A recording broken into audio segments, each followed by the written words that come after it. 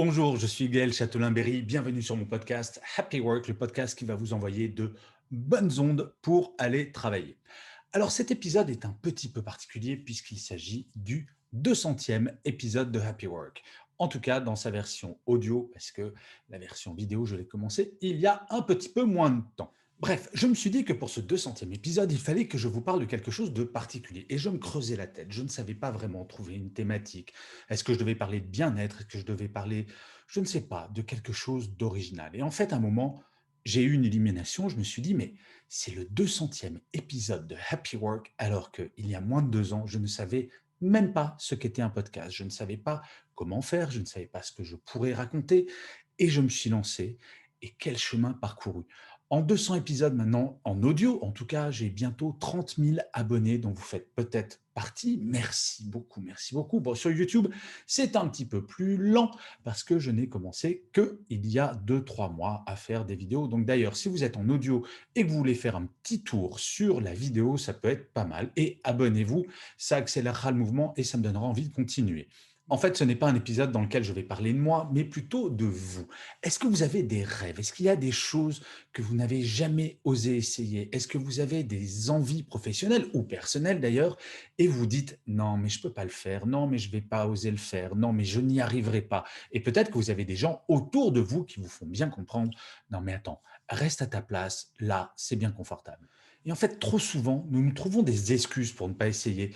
On va se dire: «Oh, mais j'ai pas le temps». Par exemple, beaucoup de personnes autour de moi, je suis un ancien musicien, d'ailleurs je fais toujours de la musique, mais ça a été ma vie professionnelle pendant un temps et plein de gens venaient me voir en me disant: «Oh là là Gaël, qu'est-ce que j'adorerais faire du piano» et je leur dirais: «Mais qu'est-ce qui vous en empêche?» et on me dit: «Je n'ai pas le temps» et là je réponds systématiquement: «Non, ce n'est pas que tu n'as pas le temps, tu ne prends pas le temps». Si c'est quelque chose qui vous motive vraiment, si c'est un vrai rêve, si c'est une vraie envie, le temps, on le trouve. Passez peut-être un peu moins de temps devant Netflix ou alors passer un peu moins de temps à faire d'autres choses qui sont moins importantes à vos yeux. Si vous voulez faire quelque chose pour vos rêves, vous pouvez le faire. En fait, je vous assure, avant d'enregistrer le premier épisode de Happy Work, je me disais, mais c'est pas possible, les gens vont pas s'intéresser à ce que j'ai à raconter. Et pourtant, j'en suis au 200e. Je ne dis pas que c'est génial ce que je fais. En tout cas, je m'amuse. J'ai beaucoup de feedback très positif sur les sujets. Visiblement, ça met de bonne humeur, ça aide, ça donne quelques conseils. Et sur YouTube, ça a l'air de bien plaire. Bon, c'est pas encore un carton en termes d'abonnement, mais les gens qui sont abonnés à YouTube, et d'ailleurs, je vous remercie de regarder si vous êtes sur YouTube, ont l'air de bien apprécier ce qui se passe. Donc, ça vaut le coup d'essayer. Bref, ce que je veux vous dire dans cet épisode, ce 200e épisode de Happy Work, c'est que la vie est courte.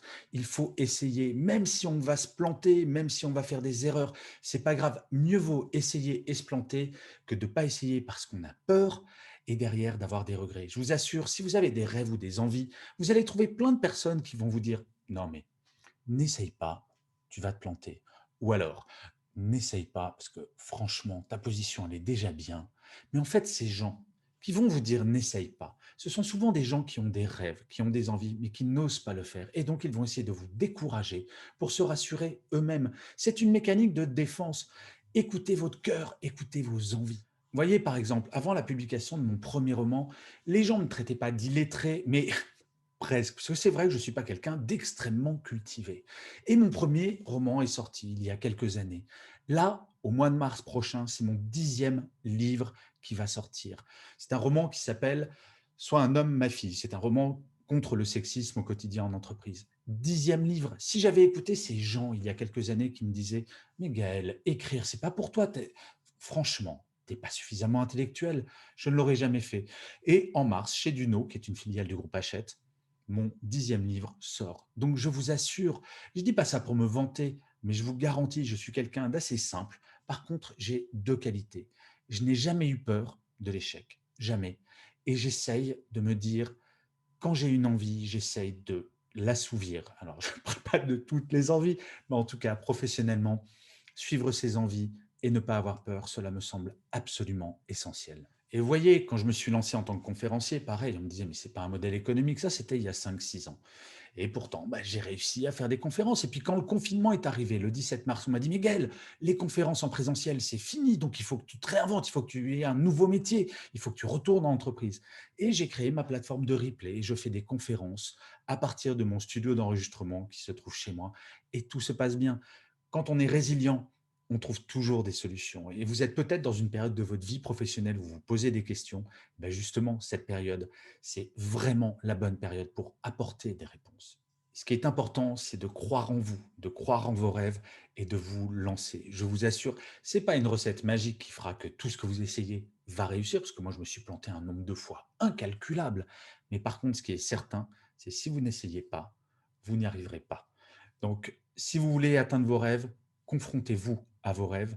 Et si jamais je peux donner un coup de main, envoyez-moi un petit mail, un petit message. Si je peux donner un conseil, je le ferai avec un énorme plaisir. Et je finirai, comme d'habitude, cet épisode de Happy Work par une citation. Et pour celui-ci, j'ai choisi une phrase de Saint-Exupéry qui disait « Fais de ta vie un rêve, fais de ton rêve une réalité ». Je vous remercie 1000 fois d'avoir écouté cet épisode de Happy Work ou de l'avoir regardé sur YouTube. Je vous dis rendez-vous au prochain et d'ici là, plus que jamais, prenez soin de vous.